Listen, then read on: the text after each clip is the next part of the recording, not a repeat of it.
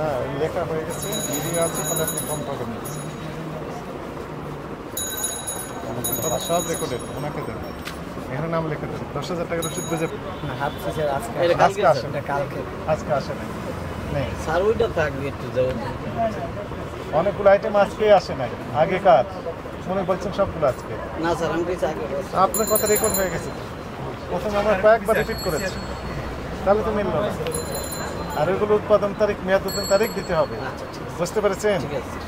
যারা দিবে তাদের মাল বিক্রি করবে, নিজেরা তৈরি করেন না কিনা বিক্রি করে। তাহলে আপনি যারা লেবেল দিবে, লেবেল উৎপাদনের তারিখ, মেয়াদ তারিখ, এমআরপি কত, ওজন, উপাদান, এই সব তথ্য থাকবে, সেটাই আপনি কিনবেন, বিক্রি করবেন। যারা দিচ্ছে না তাদের বিক্রি করার দরকার নেই। এটা মনে করুন অনির্দিষ্ট কাল পর্যন্ত তো বিক্রি করা যাবে না, একটা নির্দিষ্ট মেয়াদ আছে, তাই না? মেয়াদ আছে তো, এখন কোন দিন মেয়াদ বুঝবেন কিভাবে? উৎপাদনের তারিখ যদি না দেওয়া থাকে তাহলে তো আপনি বুঝতে পারবেন না যে মেয়াদ কয়দিন থাকলো। কবে নিয়ে আসছেন আপনার মনে থাকবে না, কারণ একই রকমের দেখতে বহু রকমের আছে, কোনটা আগের কোনটা পরের। উৎপাদনের তারিখ না দেওয়া থাকলে আপনি বুঝতে পারবেন না। তাহলে আপনি অপরাধ স্বীকার করেন, এখন থেকে এগুলো মানবেন, মানবেন। আপনাকে সতর্কতামূলক 10,000 টাকা জরিমানা কম করে দেওয়া হচ্ছে।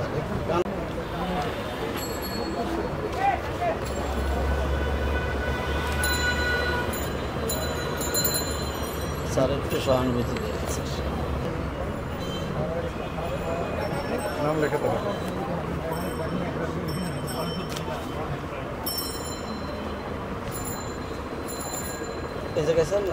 ঠিক দেওয়া আছে, নাম্বারে ঠিক দেওয়া আছে।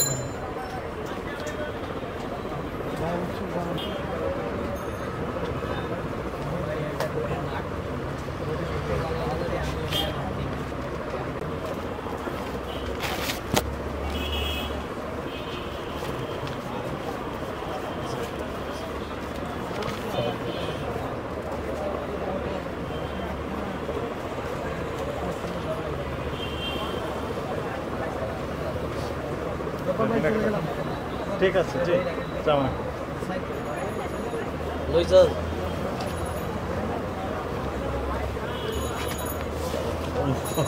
না লেখা হয়ে গেছে, ভিডিও আছে, তাহলে আপনি কম পাবেন না।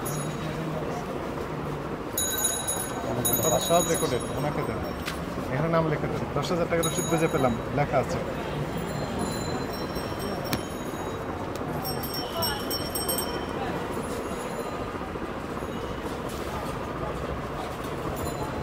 রিসিপ্টটা আমাদের দিবেন না স্যার? হ্যাঁ দিব তো।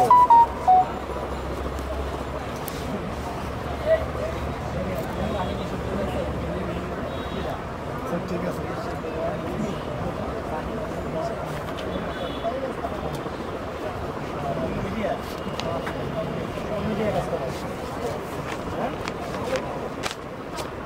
কত টাকা জরিমানা দিয়েছেন?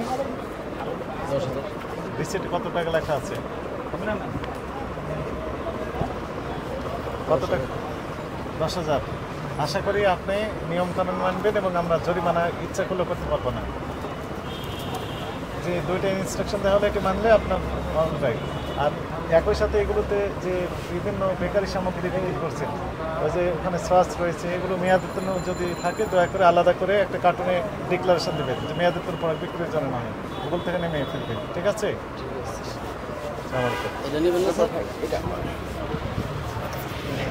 এটা একটু উপরে রাখা